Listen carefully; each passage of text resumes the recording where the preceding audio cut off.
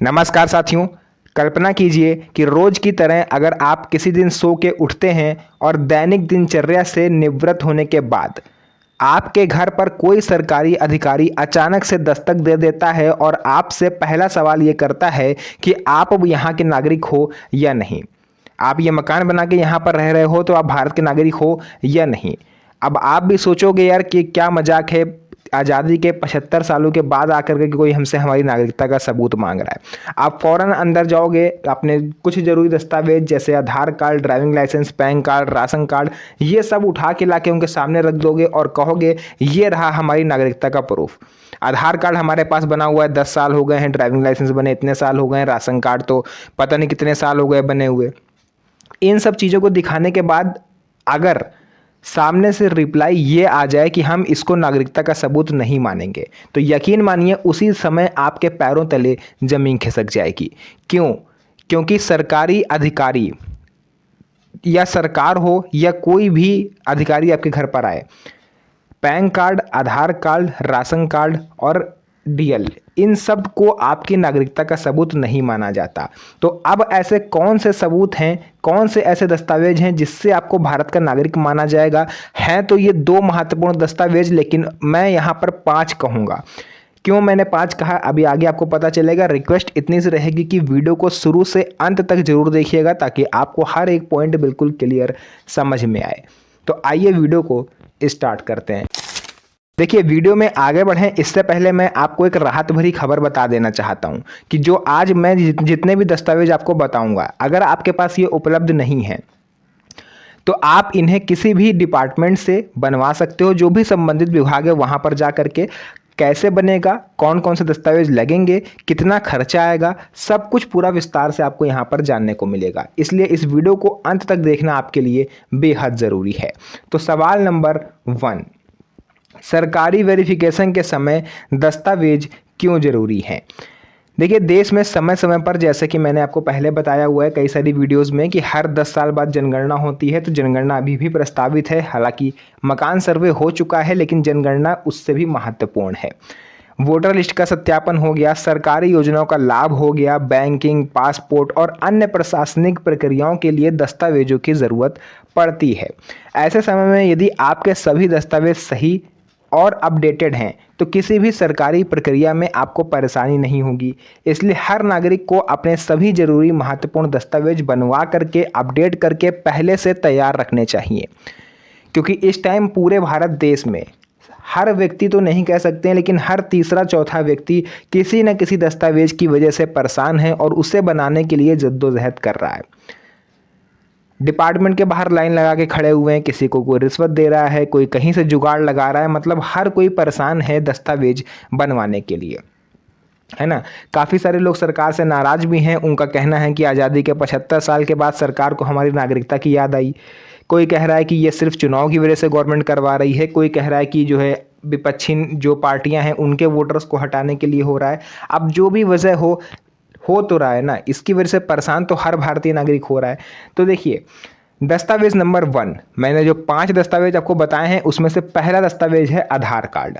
अब आप लोग कहोगे यार ये कैसी बात हुई, अभी तो आपने आधार कार्ड को मना करा। तो आधार कार्ड आपकी नागरिकता को अकेले साबित नहीं कर सकता, लेकिन एज अ सपोर्टिव डॉक्यूमेंट आपको सपोर्ट कर सकता है, यानी सहायक दस्तावेज के रूप में आप यूज़ कर सकते हो और उस बेसिस पर आपको कुछ दिन का समय मिल सकता है। आज लगभग हर भारतीय के पास आधार कार्ड है, चाहे वो 2 साल का बच्चा हो या 80 साल का कोई बुजुर्ग हो। आधार कार्ड सभी के पास होता है। आधार कार्ड का उपयोग हम पहचान प्रमाण पत्र के रूप में करते हैं। सिम खरीदने जा रहे हैं, वहाँ पर आधार कार्ड का यूज़ हो रहा है। नई बाइक खरीद रहे हैं आप, नई कार खरीद रहे हैं, वहाँ पर आधार कार्ड लग रहा है। कोई प्लॉट खरीद रहे हैं, मकान या कोई भी प्रॉपर्टी, वहाँ पर आधार कार्ड लग रहा है। कहीं घूमने जा रहे हैं, होटल में रुकना है तो वहाँ पर आधार कार्ड लग रहा है। रेलवे में आपको टिकट खरीदना है तो वहाँ पर आधार कार्ड लग रहा है। मतलब देश के अंदर आप कोई भी एक्टिविटी करो, चाहे सरकारी योजना का फॉर्म भरो, सरकारी नौकरी का फॉर्म भरो, हर जगह आधार कार्ड जरूरी है ना। लेकिन समझ में ये नहीं आता है कि सरकार ने आधार कार्ड को आखिर नागरिकता का सबूत मानने से मना क्यों करा, जबकि लगभग हर जगह आधार कार्ड का यूज़ है। आप खुद देख लो, अगर आपके पास आधार कार्ड नहीं है तो आपका कोई वजूद नहीं है। इसके अलावा पेंशन भी आपको आधार कार्ड की सहायता से ही मिलती है। जो वृद्धा पेंशन होती है 60 साल की उम्र पूरी होने के बाद ही मिलती है। अब सरकार उस एज को कैसे डिफाइन करती है, वो भी आधार कार्ड के हिसाब से ही आपकी उम्र देखती है कि आप 60 साल के हो भी या नहीं। डीबीटी बिना आधार कार्ड के ऑन नहीं हो सकता। डीबीटी मतलब होता है डायरेक्ट बेनिफिट ट्रांसफ़र, जिसकी सहायता से गवर्नमेंट सीधे पैसे आपके खाते में भेजती है बिना किसी बिचौलिए के। चाहे पीएम किसान सम्मान निधि योजना का पैसा हो, पेंशन का पैसा हो या स्टूडेंट्स की स्कॉलरशिप हो, सब कुछ डीबीटी के जरिए आता है। तो ऐसे में सरकार का आधार कार्ड को नागरिकता का सबूत ना मानना वाकई में चिंता का विषय है। आधार कार्ड आपकी पहचान का दस्तावेज है, लेकिन अब आपने भारत में नागरिकता का प्रमाण इससे आप साबित नहीं कर सकते। इसलिए आधार कार्ड जरूर बनवाएं, क्योंकि ये मांगा जा सकता है। और अगर आपने कोई भी जानकारी अपडेट करी है तो बैंक में जाकर के केवाईसी भी करवा लें। सेकंड है राशन कार्ड। ये भी एक सपोर्टिव डॉक्यूमेंट है। राशन कार्ड केवल मुफ्त राशन के लिए ही नहीं होता है, इसके माध्यम से आप परिवार के सभी सदस्यों का विवरण गवर्नमेंट तक पहुंचाते हैं। निवास स्थान प्रमाणित होता है, परिवार की श्रेणी पता चलती है कि बीपीएल कैटेगरी में है या एपीएल कैटेगरी में है। कई सरकारी योजनाओं का लाभ आपको राशन कार्ड की सहायता से ही मिलता है। यदि आप पात्र हैं तो राशन कार्ड अवश्य बनवाएं। हालांकि राशन कार्ड भी अकेले भारत की नागरिकता साबित करने के लिए पात्र एलिजिबल नहीं है। ये भी सपोर्टिव डॉक्यूमेंट के तौर पर आप यूज़ कर सकते हो। अभी मैं सिर्फ सपोर्टिव डॉक्यूमेंट आपको बता रहा हूँ। जो दो मुख्य दस्तावेज हैं ना, वो अभी मैं बीच में आपको बताऊँगा। इसीलिए मैंने स्टार्टिंग में बोला था कि वीडियो को आपको बिल्कुल भी स्किप नहीं करना है, क्योंकि किसी भी समय आप महत्वपूर्ण जानकारी खो सकते हो। दस्तावेज number 3, pan card. Pan card आयकर विभाग द्वारा जारी किए जाने वाला एक बहुत ही महत्वपूर्ण दस्तावेज है। इसका उपयोग बैंकिंग, टैक्स भरने में, बड़े वित्तीय लेन देन में, निवेश आदि कार्यों में किया जाता है। लेकिन पैन कार्ड भी नागरिकता का सबूत नहीं है। देखिए, पैन कार्ड अपने आप में बहुत अहमियत रखता है। अगर आपके पास पैन कार्ड नहीं है तो आप 50,000 रुपये से ऊपर का लेन देन नहीं कर सकते। उसके लिए आपको पैन कार्ड की आवश्यकता होती है। आप आईटीआर फाइल नहीं कर सकते, जिस वजह से आपका जो भी टीडीएस गवर्नमेंट ने काटा है वो आपको रिफंड नहीं मिलेगा, है ना। अगर आप कहीं जॉब कर रहे हो तो आपका हाई टीडीएस गवर्नमेंट काटती है। तो काफ़ी सारे नुकसान हैं पैन कार्ड ना होने से। इसके बाद है दस्तावेज नंबर 4, और ये है मुख्य दस्तावेज आपकी नागरिकता का। हालांकि अभी हाल ही में विदेश मंत्रालय की तरफ से आए बयान के बाद इसको भी नागरिकता के सबूत ना मानने पर संशय है।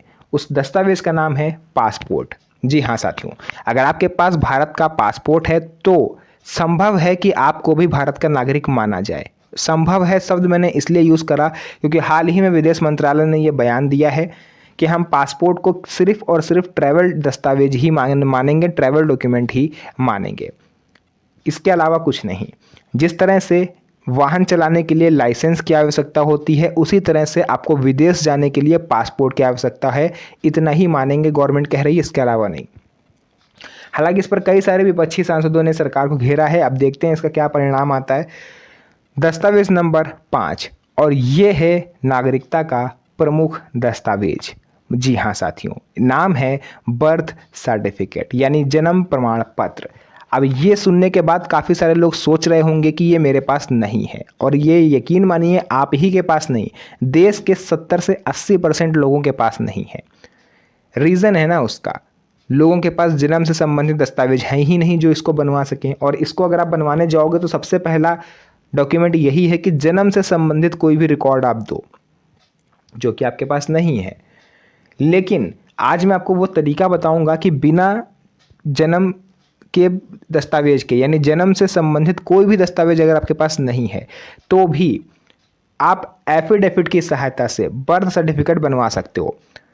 अब ये एफिडेविट कहाँ बनेगा? ये एफिडेविट किसी भी वकील को आप हायर कर लीजिए।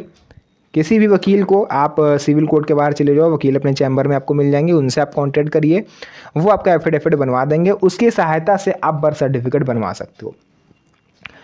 इसके अलावा दस्तावेज नंबर 6, ये भी महत्वपूर्ण दस्तावेज है, वोटर आईडी कार्ड। यदि आपकी उम्र 18 वर्ष या उससे अधिक हो चुकी है और आपको वोटर आईडी कार्ड अभी तक नहीं बना है तो इसको बनवा लीजिए, है ना। ये आपको मतदान करने का अधिकार देता है। साथ ही साथ अगर 2002 की वोटर लिस्ट में आपका या आपके घर परिवार में किसी भी व्यक्ति का नाम है तो ये आपकी नागरिकता साबित करने में भी आपकी मदद करेगा। ध्यान से सुनिएगा, अगर 2002 की वोटर लिस्ट में नाम है, अगर नाम नहीं है तो इसकी सहायता से आप नागरिकता साबित नहीं कर सकते। सिर्फ और सिर्फ 2 दस्तावेज हैं, जन्म प्रमाण पत्र और पासपोर्ट। इसके बाद देखिए, जो लोग 18 वर्ष के हो गए, अगर आपके घर परिवार में अक्सर बेटियों का बेटियों का वोटर आईडी कार्ड माँ बाप नहीं बनवाते हैं। बेटे का तो चलिए जो भी है नहीं बना तो बाद में बन जाएगा, उसी पते पर रहना है, लेकिन बेटियों का वोटर आईडी कार्ड लोग ये सोच के नहीं बनवाते हैं कि अभी इसको शादी होकर दूसरे घर जाना है, ये वहाँ पर जाके बनवाएंगी। लेकिन यहाँ आप गलती कर रहे हो। अगर आपके वहाँ कोई लड़की है जो 18 वर्ष की पूरी हो गई है तो उसका वोटर आईडी कार्ड आप बनवाइए, अपने ही निवास स्थान पर बनाइए।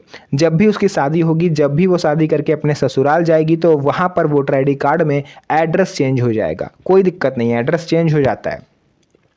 फॉर्म नंबर 8 आप भरोगे, करेक्शन करके आपका जो एड्रेस है वो चेंज कर दिया जाएगा। तो उनका भी आप वोटर आईडी कार्ड जरूर बनवाएं। अगर कोई दस्तावेज नहीं बना है तो उसे आप जनसेवा केंद्र, नगर निगम कार्यालय या पंचायत कार्यालय से आप जाकर के आसानी से बनवा सकते हो और आसानी से वो बन जाएगा।